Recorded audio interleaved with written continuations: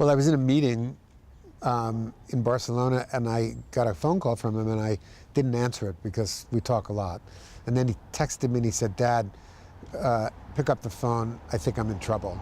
And at that moment, I knew he thinks he has Ebola, and I just my heart sunk, and I just got this cold chill because I just knew that he was at high risk for Ebola, and he doesn't tend to panic. So he seemed really concerned in the email, so it really touched me. He's in the early phases of his illness, which is good, because it means that he won't be in the kind of second phase before he gets on the plane, so that's very reassuring. It's the second phase where patients lose a lot of fluid through diarrhea, and that's part of what accounts for the high mortality rate, that these folks get very dehydrated and low blood pressure. You know, when you get ill, you tend to feel isolated, and he's certainly feeling that way. He's literally in an isolation tent.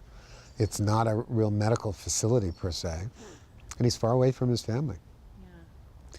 And it's very hard for him because in addition to that, it's compounded by the fact that he's just been filming the Liberian healthcare situation for 2 weeks, seeing people die outside of clinics waiting to get fluids in their veins, seeing people die inside clinics because there's not enough nursing staff. So it's natural that his mind would go there, and he would start to think, well, he's about to become one of those statistics. First thing he said was, "Don't tell Mom," and I didn't for a while. I had mixed feelings. I reacted as a parent and was conflicted. On the one hand, he told me, he said, "Dad, this is what I've been trained for."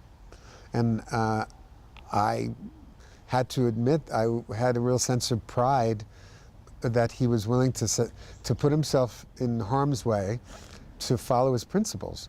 But if I'm honest, my first reaction was, "You're an idiot.